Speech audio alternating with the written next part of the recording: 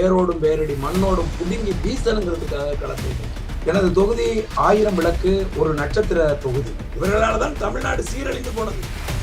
இவர்களால் தான் தமிழன் தமிழன் என்கின்ற உணர்வற்று போனான். நாங்கள் எச்சரிக்கையோடு தம்பி விஜயை நாங்கள் விமர்சித்தோம். கடுமையாக டிவிகேயை விமர்சிக்காமல் விட்டிருந்தால் நாம் தமிழன் டிவிகேயும் இப்பொழுது இறுதிக்கட்டத்தில் கூட்டணி அமைத்து இந்த ஒரு போட்டியை வலுவானதாக்கி இருக்கலாம் என்று என் உயிர் அண்ணன் செந்தமிழன் சீமானை வீடு தேடி வந்து அவரோடு அரசியல் குறித்து விவாதித்துக் கொண்டிருந்த போது எங்களை நீங்கள் யாரோடும் பொருத்தாதீர்கள், எங்களால் யாரோடும் பொருந்தி போக முடியாது. நான் கேட்கிறேன் விஜய், நான் கேட்கிறேன் நம்முடைய தேசிய தலைவர் எங்காவது ஒரு இடத்தில் சமரசம் பண்ணிருப்பாரா? சீமான் இப்படி ஒரு கட்டமைப்பை வச்சிருக்காப்ல, அவ்வளவு பேரும் எந்திரிச்சு அப்படியே அமைதியா நின்னாயா, பின் டிராப் சைலண்டா. ஒரு பெண்ணாவே பாருங்களேன், அவன் எவனா இருந்தாலும் சரி, அவனால் எங்களுக்கு என்ன லாபம் வந்தாலும் சரி, எங்கள் கருத்தை எங்கள் தத்துவத்தை தூக்கி குப்பையில் வீசிவிட்டு அப்படி சமரசம் செய்து கொண்டு நாங்கள் அவனோடு நிற்பதற்கு பதிலாக நாங்கள் எல்லோரும் எப்படி விடுதலை புலிகள் நீங்க வெல்ல வேண்டிய இடத்தில் இப்படியான செயல்பாடுகளின் ஊடாக வெற்றி தாமதப்பட்டு கொண்டு போகின்றது. அல்லது அதே நேரத்தில் நாங்கள் வென்று இருக்கிறோம், அதை நீங்க கணக்கில் எடுத்துக்கணும். அப்ப திமுக அதிமுகவுக்கு நமக்கு என்ன வித்தியாசம் இருக்கு சொல்லுங்க பாப்போம். ஒரு பக்கம் திமுக கூட்டணி. இறுதியாக கேள்வி கேட்போம் என்றிருந்தே நீங்கள் தொடர்ச்சியாக வரும்போது அந்த பெண்ணினுடைய சகோதரர்கள் சும்மா விடுவாங்களா? அந்த தங்கைக்கு நீங்கள் நானும் சகோதரன் இல்லையா? இங்க இருக்கிறவங்களாம் என் குருதி உறவு என்ற அர்த்த சொந்தம். இவங்க எனக்குன்னா ஒண்ணு விட மாட்டாங்கன்னு சொல்லி நம்பிதானே அந்த பொண்ணு. இன்னைக்கு தமிழ்நாட்டுல 60 வருஷமா கட்சி நடத்திருக்கவங்கலாம் கூப்பிடுங்கள பார்ப்போம். அந்த ஒரே ஒரு வார்த்தை அந்த 6 லட்சம் பேரும் அமைதி அடைய செய்யுது. விஜய் வந்து யாரு பக்கம் போனாலும் உலகம் முழுதும் ஆளுகிற எங்கள் குருதி உறவுகளுக்கு நாங்க என்ன சொல்றோம்னா, இந்த நேரத்துல இந்த எழுதமிழ் இந்த நேர்காணலின் மூலமாக அவர் அரசியல் ஆலோசனைகள் பெறுவதற்கு அண்ணன் செந்தமிழன் சீமான் அவர்களை ஒரு அனுபவம் மிக்க ஒரு தலைவர் என்கின்ற முறையில் பல முறை அவரை வீடு தேடி வந்து சந்தித்த போது எங்கள் தேசிய தலைவரினுடைய தமிழ் இனத்தின் தலைவருடைய பெயரை கூட உச்சரிக்காத ஒருத்தரோடு தம்பி ஒரு விடயம் நான் உங்களுக்கு பதிவு செய்ய விரும்புகிறேன். அது என்னன்னா, உறவுகள் அனைவருக்கும் வணக்கம். மீண்டும் ஒரு நிகழ்ச்சியில் இணைந்து கொள்கின்றோம். புதிய ஊடகத்தினூடாக நாங்கள் இணைகின்றோம். எழு தமிழ் என்ற புதிய ஊடகத்தினூடாக இணைகின்றோம். இந்த ஊடகத்தினூடாக வரப்போகின்ற உலக பரப்பில் இடம்பெறுகின்ற தமிழினம் சார்ந்த பல்வேறு விடயங்களும், குறிப்பாக தமிழகத்தில் வரப்போகின்ற ஏப்ரல் 23 தேர்தல் அறிவிக்கப்பட்டிருக்கின்றது. இந்த சூழலில் தமிழினம் சார்ந்து தமிழ் தேசிய கருத்தை வலுப்படுத்த வேண்டிய ஒரு கட்டத்தில் உலக தமிழினம் இருக்கின்றது. அந்த வகையில் பிரான்ஸ் மண்ணிலிருந்து தாய் தமிழகம் காணொலியூடாக இணைகின்றோம். தாய் தமிழகத்தில் நாம் தமிழர்களுடைய இம்முறை வேட்பாளராக அறிவிக்கப்பட்டிருக்கின்ற இயக்குனர் களஞ்சியம் அவர்களோடு இன்றைய நேர்காணலை ஆரம்பிக்கின்றோம். அந்த வகையில் உறவுகளே, தொடர்ச்சியாக உங்களுடைய ஆதரவை தாருங்கள், சப்ஸ்கிரைப் பண்ணுங்கள். தொடர்ச்சியாக நாங்கள் இணைந்திருப்போம். அந்த வகையில் நாங்கள் களஞ்சியம் அவர்களை இணைத்து கொண்டு நிகழ்ச்சிக்குள் செல்வோம். வணக்கம் களஞ்சியம் அவர்களே. வணக்கம் தம்பி. இம்முறை நீங்கள் எந்த தொகுதியில் போட்டியிட போகின்றீர்கள்? அந்த விவரத்தோடு நாங்கள் ஆரம்பிப்போம். எழுதமிழ் நேயர்களுக்கு என்னுடைய மனமார்ந்த வாழ்த்துக்களையும் இந்த வாய்ப்பினை நல்கியதற்காக என் உயிர் தம்பி ஆனந்த் அவர்களுக்கு நன்றியையும் தெரிவித்துக் கொள்கிறேன். நாம் தமிழர் கட்சியின் சார்பாக நான் சென்னையில் இருக்கிற 1000 விளக்கு சட்டமன்ற தொகுதியில் வேட்பாளராக அண்ணன் செந்தமிழன் சீமான் அவர்களால் நிறுத்தப்பட்டிருக்கிறேன். எனது தொகுதி 1000 விளக்கு ஒரு நட்சத்திர தொகுதி. இந்த தொகுதியில் அநேக நாட்கள் இன்றைக்கு தமிழகத்தின் முதலமைச்சராக இருக்கிற ஐயா மு.க. ஸ்டாலின் அவர்கள் போட்டியிட்டு இருக்கிறார்கள். தொடர்ச்சியாக திமுகவும் அதிமுகவும் ஒரு பல முறை வென்ற ஒரு தொகுதி. ஆகவே இந்த தொகுதி சென்னையில் இருக்க தொகுதிகளுக்கெல்லாம் இதயம் என்று கருதப்படுகிற அளவுக்கான ஒரு தொகுதி. எந்த கட்சி ஆட்சி அமைக்கிறதோ அந்த கட்சியின் வேட்பாளர் 1000 விளக்கு தொகுதியில் வென்றாக வேண்டும்.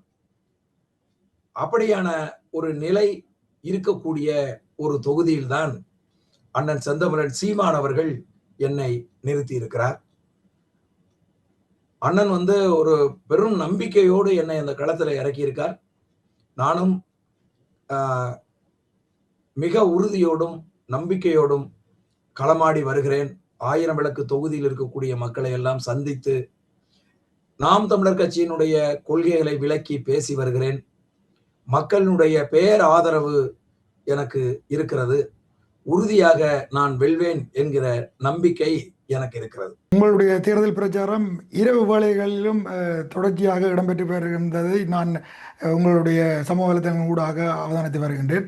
சரி, இந்த திருச்சியில் இடம்பெற்ற இந்த மாநாடு தொடர்பாக, இந்த மாநாட்டிற்கு பின்னதாக நாம் தமிழருடைய ஒரு புத்துணர்ச்சி புத்தெழுச்சியோடு பரவலான வேலைத்திட்டங்கள் நீங்கள் ஆரம்பித்திருக்கின்றீர்கள். நீங்கள் இம்முறை ஒட்டுமொத்தமாக 4 முனை போட்டியாக தமிழகம் இதுவரையும் போட்டி காணப்போகின்றது என்று சொல்லப்படுகின்றது. ஆனால் அது சில வேளை 3 முனையாக கூட வரலாம் என்று கூட தற்போதைய செய்திகளின்படி வந்து கொண்டிருக்கின்றது. நாம் தமிழர் தமிழகம் முழுவதும் எவ்வாறான களப்பணிகளை எவ்வாறான சவால்களோடு நீங்கள் எதிர்கொண்டிருந்தீர்கள்?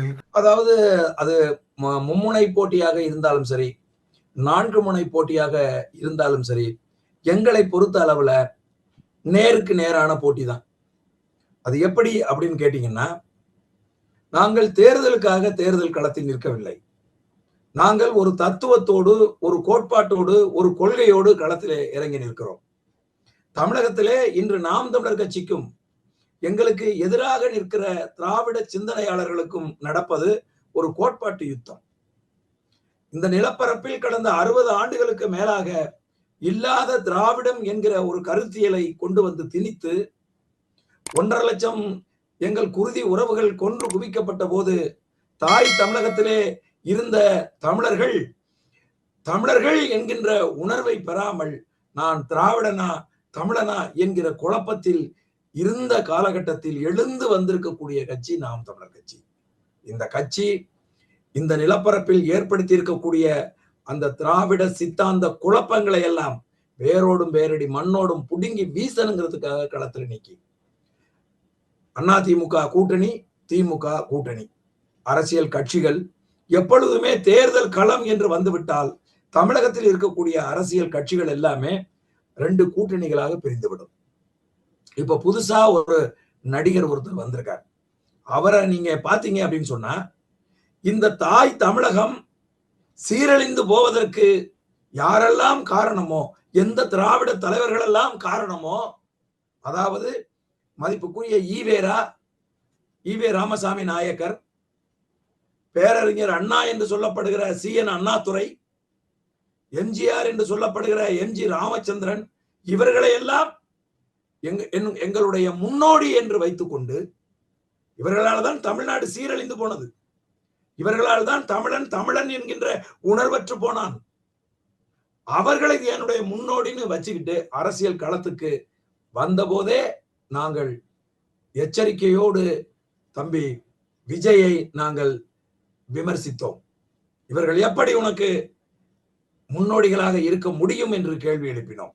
அதுக்கப்புறம் நீங்க பாத்தீங்கன்னா, இப்போ அந்த திராவிட கட்சிகள் எந்த வாக்குறுதியை கொடுத்து இந்த மக்களை இத்தனை ஆண்டு காலமாக ஏமாற்றுகிறதோ, எந்த வாக்குறுதி பொய் வாக்குறுதிகளை கொடுத்து உனக்கு நான் வீடு கட்டி தர்றேன், உனக்கு நான் அண்டா தர்றேன், குண்டா தர்றேன் அப்படின்னு சொல்லி தேர்தல் நேரத்தில் அந்த மக்களை பொய் வாக்குறுதிகளை கொடுத்து எப்படி திராவிட முன்னேற்ற கழகமும் அண்ணா திராவிட முன்னேற்ற கழகமும் ஏமாத்துதோ, அதே மாதிரி அவர்களைப் போலவே இவரும் வேட்டி சேலை கொடுக்கிறது, பொதுக்கூட்டத்துக்கு காசு கொடுத்து ஆளை கூட்டிட்டு வந்து அண்டா குண்டா கொடுக்கிறது, மேடைகளிலே அரிசி மூட்டைகளை அடுக்கி வைத்து 25 கிலோ 25 கிலோவா தூக்கி கொடுக்கிறது, அதுக்கப்புறம் அறிவிப்புகள் கொடுக்கிறது, நான் 1 பவுன் மோதிரம் கொடுக்குறேன் அப்படிங்கிறது, கல்யாணம் ஆச்சுன்னா நான் மாமன் சீர் கொடுக்குறேன், அண்ணன் சீர் கொடுக்குறேன்னு சொல்றது. இது இந்த திராவிட கட்சிகளுக்கும் இந்த நடிகருடைய இந்த கட்சிக்கும் எந்த வித்தியாசமும் இல்லை என்பதை தமிழக மக்கள் நன்கு உணர்ந்திருக்கிறார்கள். நீ என்ன மாற்று அரசியல் சொல்லுங்க பார்ப்போம். நாம் தமிழர் கட்சி கடந்த 16 ஆண்டு காலமாக ஒரு மாற்று அரசியலை இந்த நிலப்பரப்பில் விதைத்திருக்கிறது. இன்னைக்கு பாத்தீங்கன்னா மாற்றம் என்பது அடியோடு மாற்றுவது. என் உயிர் அண்ணன் செந்தமிழன் சீமான் சொல்லுவாரு, இந்த வீட்டுல பெயிண்ட் கொஞ்சம் வெளுத்து போச்சுன்னு சொல்லி நான் பெயிண்ட் அடிக்க வந்தவன், சீர்திருத்தங்கள் செய்ய வந்தவன் இல்லை.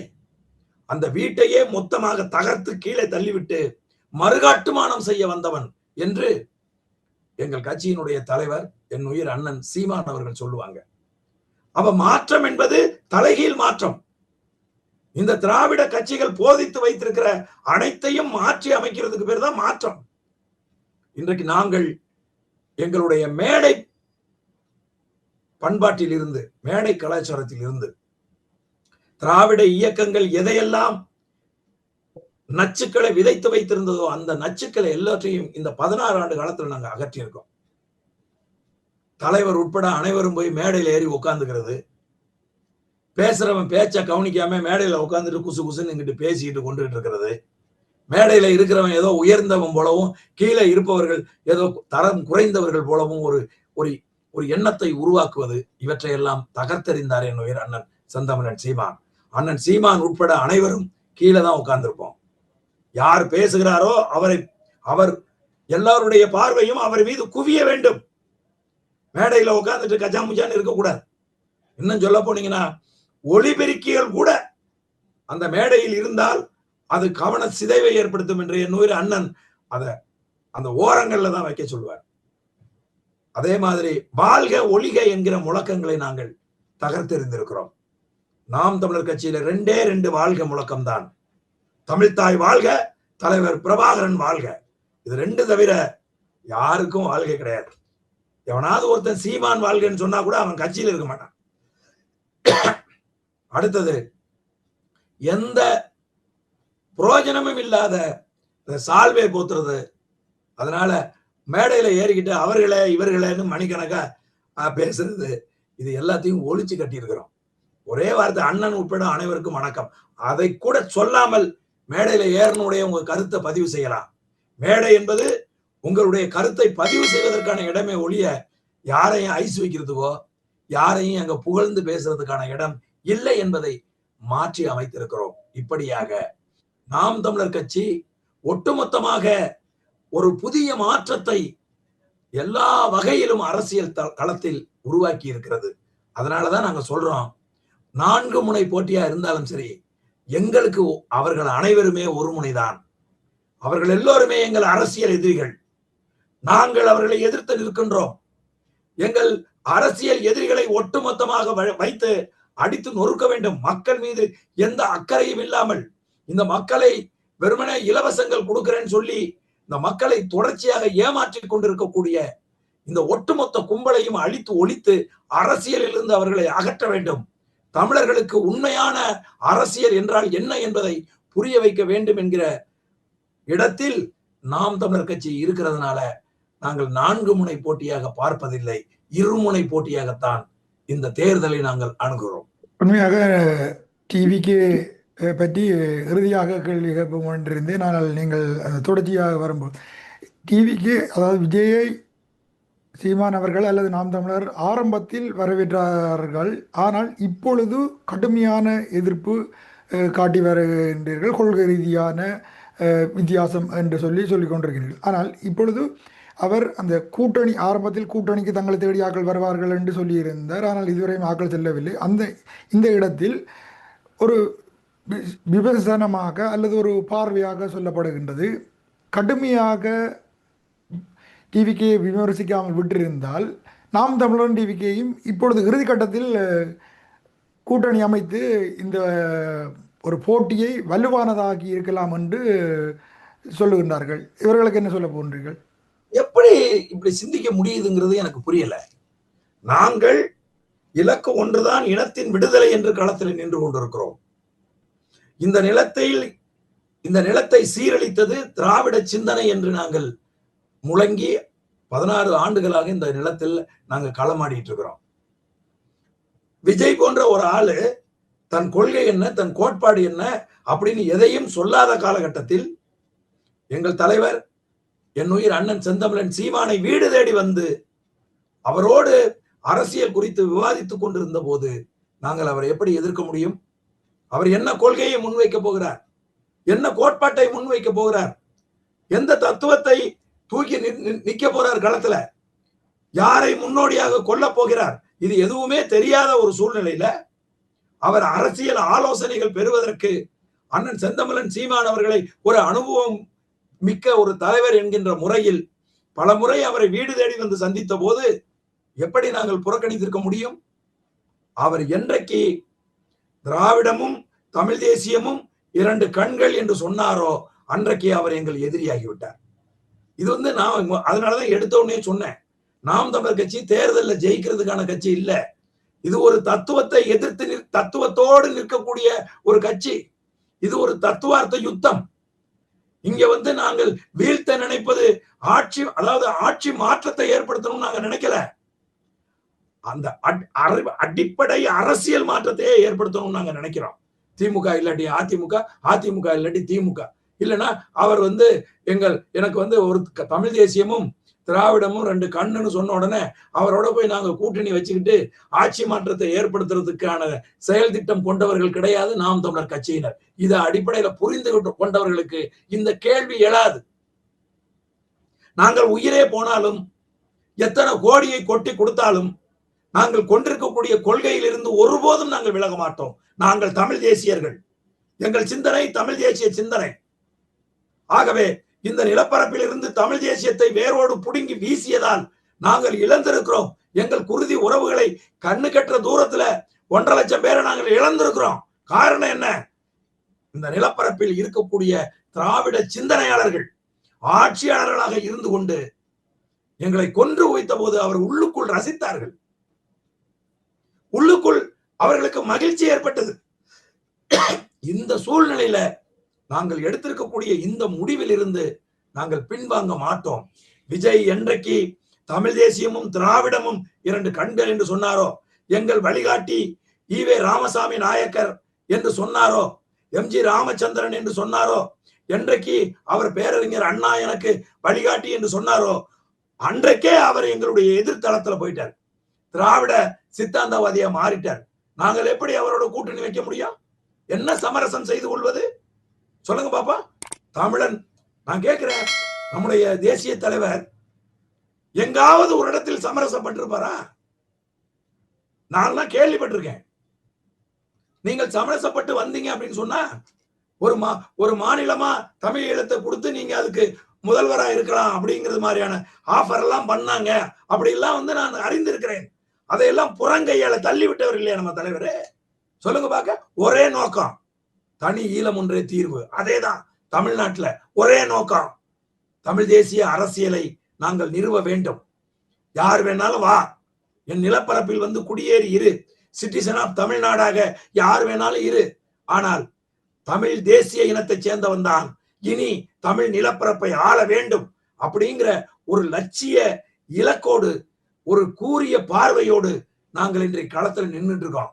அதனால ஒருவன் தமிழ் தேசியமும் திராவிடமும் எனது 2 கண்கள் என்று சொன்ன பிறகு, என் வழிகாட்டி திராவிட சிந்தனையாளர்கள் என்று சுட்டிக்காட்டிய பிறகு, அவன் எவனா இருந்தாலும் சரி, அவனால் எங்களுக்கு என்ன லாபம் வந்தாலும் சரி, எங்கள் கருத்தை, எங்கள் தத்துவத்தை தூக்கி குப்பையில் வீசிவிட்டு அப்படி சமரசம் செய்து கொண்டு நாங்கள் அவனோடு நிற்பதற்கு பதிலாக நாங்கள் எல்லோரும் எப்படி விடுதலை புலிகள் குப்பி கடித்து இருந்தார்களோ அது போல நாங்கள்லாம் தூக்கு போட்டு செத்துருவோம்.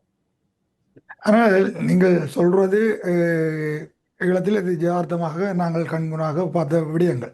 ஆனால் நீங்கள் வாக்கு அரசியல் என்று வந்த பொழுது நீங்கள் வெல்ல வேண்டியது என்பது மிக ஒரு முக்கியமான கட்டத்தில் இருக்கு. ஆனால் நீங்கள் வெல்ல வேண்டிய இடத்தில் இப்படியான செயல்பாடுகளின் ஊடாக வெற்றி தாமதப்பட்டு கொண்டு போகின்றது, அல்லது அது சற்று தொலைவாக இருப்பதாக பார்க்கப்படுகிறது. தம்பி, நாங்கள் இதுவரை தோற்று இருக்கிறோம், இதுவரை நாங்கள் தோல்வி அடைந்திருக்கிறோம். மிக மோசமான காயம் ஏற்படுகிற அளவுக்கான தோல்வியை நாங்கள் சந்தித்திருக்கிறோம். அதே நேரத்தில் நாங்கள் வென்று இருக்கிறோம். அதை நீங்க கணக்கில் எடுத்துக்கிறணும். இதுவரை நாம் தமிழர் கட்சி ஒரு தேர்தலில் கூட தோல்வி அடையவே இல்லை. 1.5 4 ஆகி 4 7 ஆகி 7 8.2 உயர்ந்து உயர்ந்து உயர்ந்து வந்துகிட்டே இருக்கு. ஒரு படியா ஏறி போயிட்டு இருக்கிறோம். எங்களுக்கு தேவை ஒரு தனித்த ஒரு தேசிய இனத்தினுடைய ஆட்சி.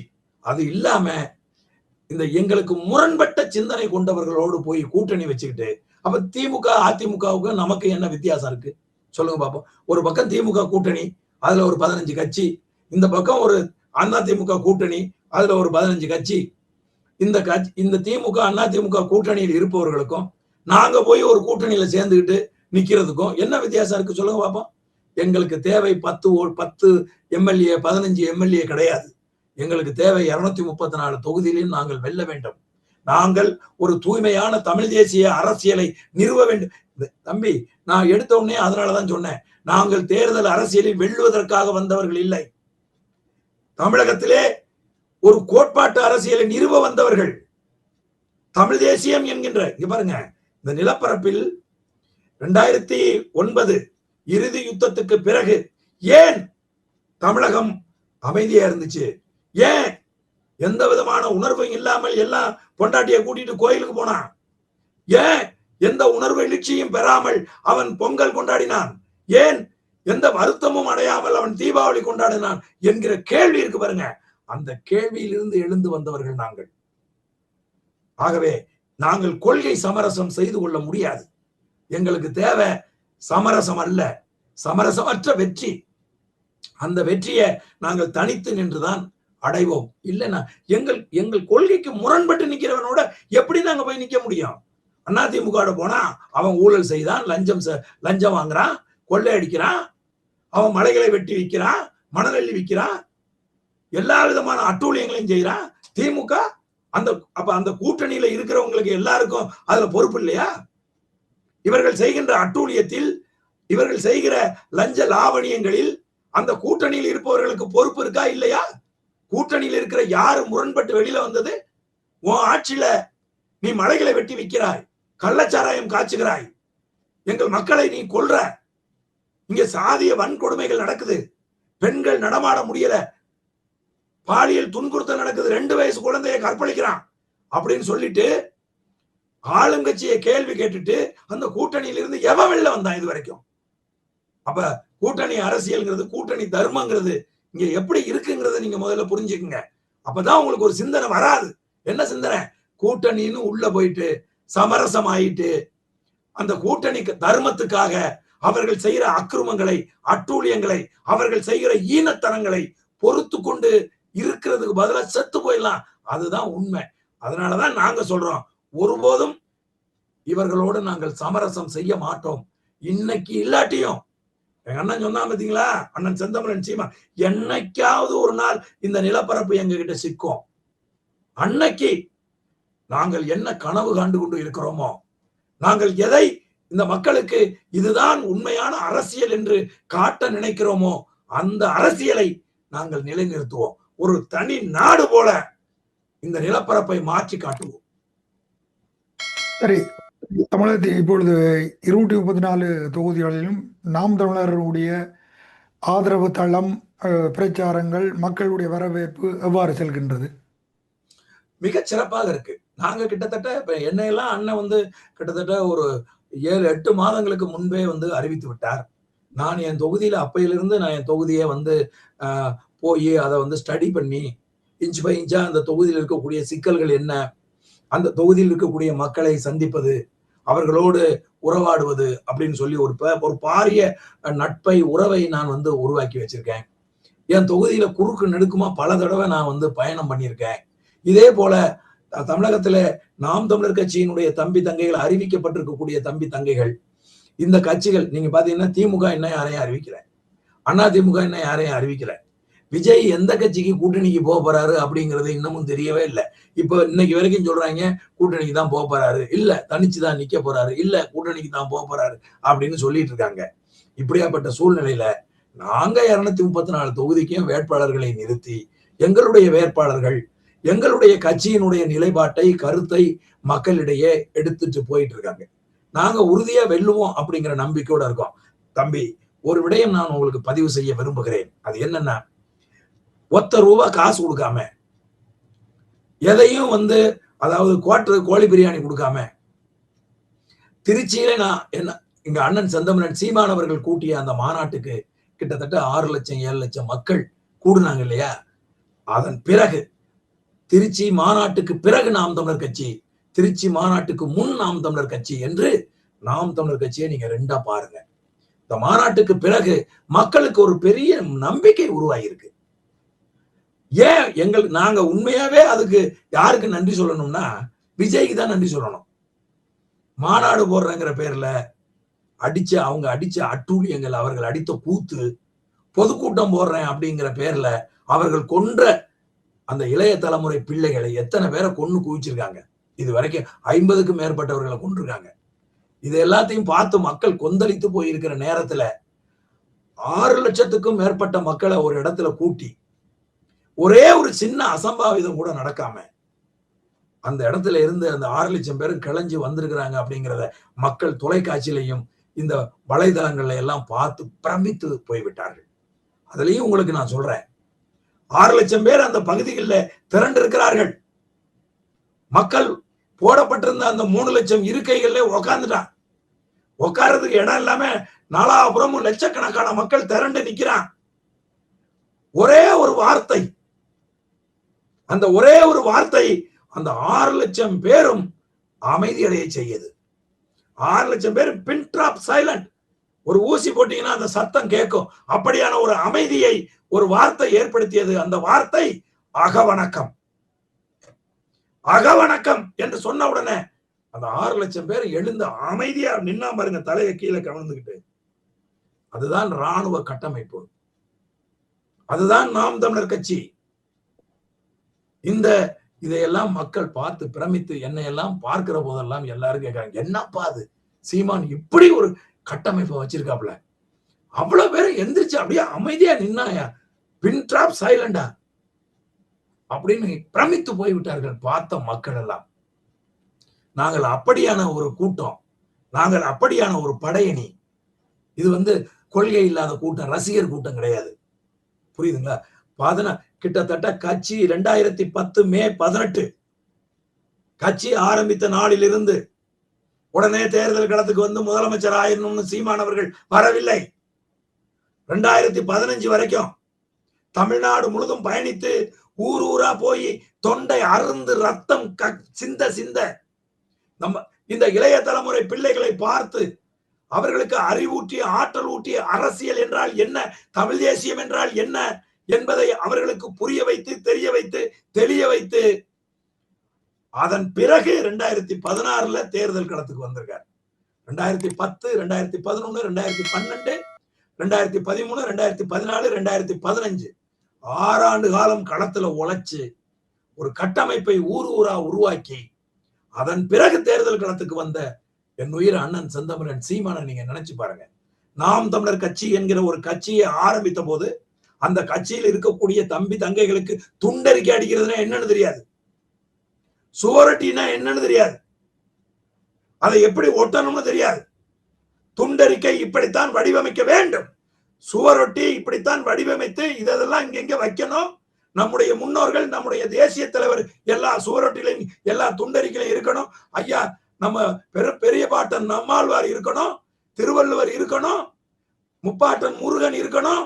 இவனெல்லாம் வச்சு இப்படி நம்ம கட்சியினுடைய சின்னத்தை வைத்து நம் கொடியை வைத்து அந்த அண்ணன் செந்தமிழன் சீமானை வைத்து இப்படி வடிவமைத்து இப்படி செய்யணுங்கிறதெல்லாம் 6 ஆண்டு காலம் தம்பி தங்கைகளுக்கு கற்றுக் கொடுத்து இன்னைக்கு தமிழ்நாட்டுல 60 வருஷமா கட்சி நடத்திருக்கவங்க எல்லாம் கூப்பிடுங்களேன் பார்ப்போம், கூப்பிடுங்களேன், எங்க மழலை பாசறையோட பேச சொல்லுங்களேன் பார்ப்போம்.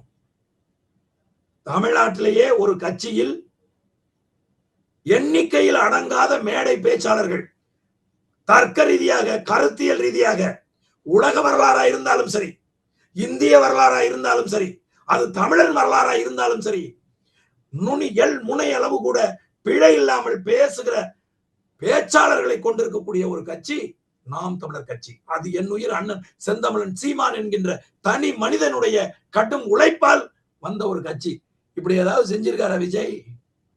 கேட்கிறேன். அவருடைய ரசிகர்களை தொண்டர்களா மாத்திருக்காரா? சொல்லுங்க பாப்பா.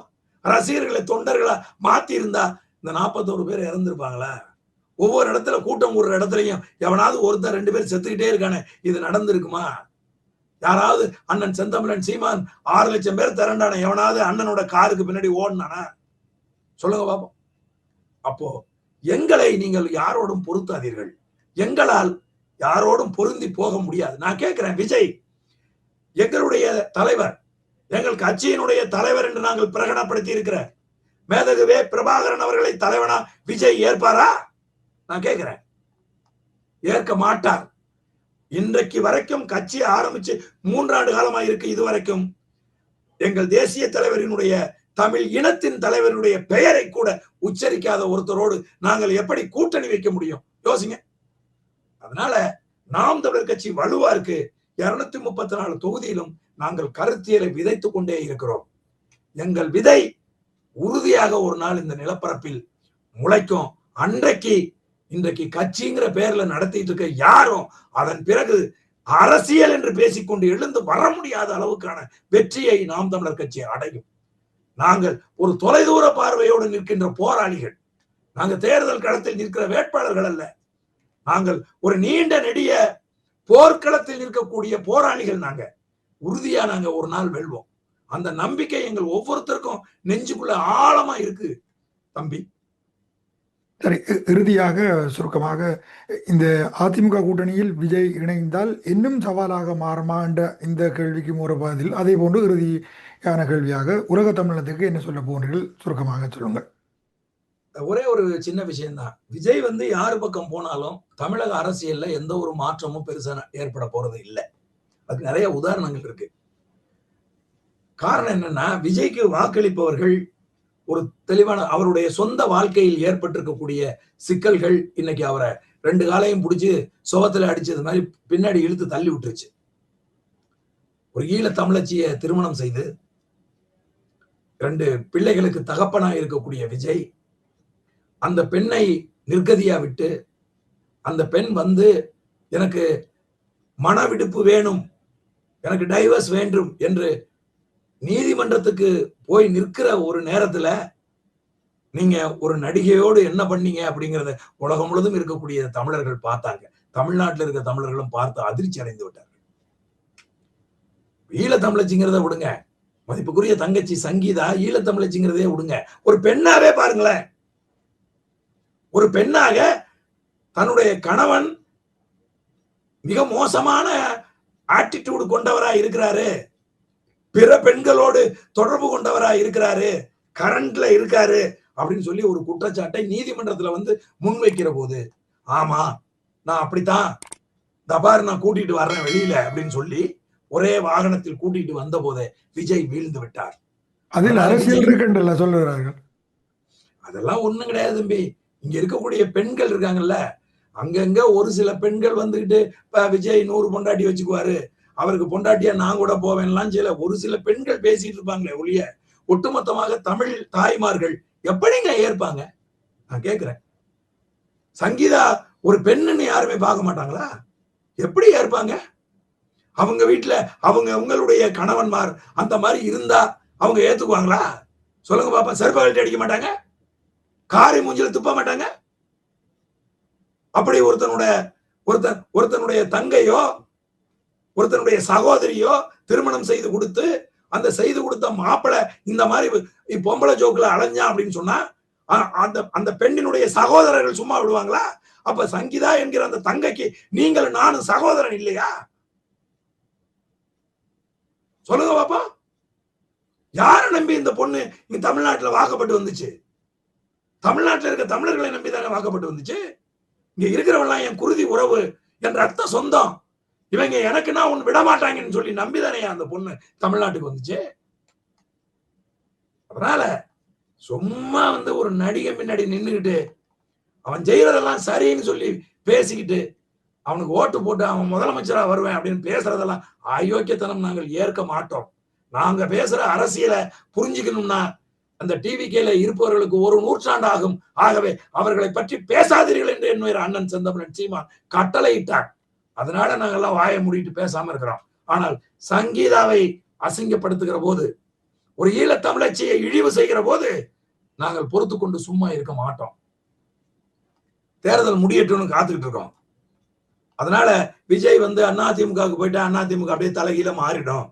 விஜய் திமுகவுக்கு போயிட்டா திமுக அப்படியே தலைகீழ மாறிடும் அப்படிங்கிறதெல்லாம் எங்களுக்கு கொஞ்சம் கூட நம்பிக்கை இல்லை. அதிமுகவும் திமுகவும் ஒன்றுதான். அதிமுகவினுடைய கொள்கை தலைவர்களையும் அதிமுக திமுக வைத்திருக்கக்கூடிய சட்ட திட்டங்களை எல்லாம் காப்பி அடிச்சு அதையெல்லாம் ஏன் கொள்கைன்னு சொல்றதையும் நாங்கள் ஒருபோதும் ஏற்கவில்லை. இவர்கள் எல்லாம் ஒரே குட்டையில் ஊறிய மட்டைகள், இவர்கள் எல்லாம் திராவிட சிந்தனையாளர்கள். இதை நம்ம ஒருபோதும் ஏற்க முடியாது. உலகம் முழுதும் ஆளுகிற எங்கள் குருதி உறவுகளுக்கு நாங்க என்ன சொல்றோம்னா, நாம் தமிழர் கட்சியை பொறுத்தளவுல உங்களுடைய அந்த மானசீகமான ஆதரவு எங்களுக்கு தேவைப்படுகிறது. நடிகர்களை நம்பி, இந்த திராவிட சிந்தனையாளர்களை நம்பி நம்ம இனம் ரொம்ப ஏமாந்து போச்சு. நம்ம இனம் இது போன்று காட்டி கொடுப்பவர்களாலதான், நம்ம இனம் கூடவே இருக்கிற துரோகிகளாலதான் நாம் தொடர்ச்சியா வீழ்த்தப்பட்டு இருக்கிறோம். என் அன்பான குருதி உறவுகளை, நாம் தமிழர் கட்சி உலகம் முழுவதும் இருக்கிற தமிழர்களினுடைய அடையாளமாக இன்றைக்கு தாய் தமிழகத்திலே நின்று கொண்டிருக்கிறது. ஆகவே உலகம் முழுவதும் இருக்கக்கூடிய எங்கள் குருதி உறவுகள் எங்களுக்கு நீங்க ஆதரவா இருக்கணும். நாங்கள் வெற்றி அடைய வேண்டும் என்றால் உங்களுடைய அந்த மனோபலத்தை, நீங்கள் கொடுக்கிற அந்த நம்பிக்கையை, நீங்கள் கொடுக்கிற அந்த ஆதரவை நாங்கள் உறுதியாக நாங்கள் எதிர்பார்க்கிறோம். எல்லா நாடுகளிலும், புலம்பெயர் நாடுகளில் வாழ்ற தமிழர்கள் எங்களுக்கு அந்த ஆதரவை நல்கணும் அப்படின்னு சொல்லி ரொம்ப தாழ்மையோடு வேண்டி விரும்பி இந்த நேரத்துல இந்த எழுதமிழ் இந்த நேர்காணலின் மூலமாக பேரன்பு கொண்டு உங்களிடம் வேண்டி கேட்டுக்கொள்கிறேன். உங்களுடைய வேண்டுகோளை உலக தமிழினம் செவி சாய்க்கும், ஏற்கனவே செவி சாய்த்து கொண்டு வந்திருக்கின்றது என்ற நம்பிக்கையோடு நீங்கள் வரப்போன்ற தேர்தலில் வெற்றியீட்டி ஒரு சட்டமன்ற உறுப்பினராக வர ஈழத்தமிழ் ஊடகத்தின் ஊடாகவும் உலக தமிழ் சொந்தத்தின் ஊடாகவும் நாங்கள் வாழ்த்துக்களை தெரிவித்துக் கொண்டு மீண்டும் ஒரு நேர்காணலில் இணைந்து கொள்வோம். நன்றி, வணக்கம் களஞ்சியம் அவர்களே. மிக்க மகிழ்ச்சி. உலகம் முழுவதும் வாழுகிற தமிழர்களுக்கு என்னுடைய நன்றியையும் வாழ்த்துக்களையும் தெரிவித்துக் கொள்கிறேன். இந்த வாய்ப்பினை ஏற்படுத்தி கொடுத்த எழுதமிழ் ஊடகத்துக்கு என்னுடைய நன்றியை உரித்தாக்குகிறேன். நன்றி, வணக்கம். நன்றி, வணக்கம்.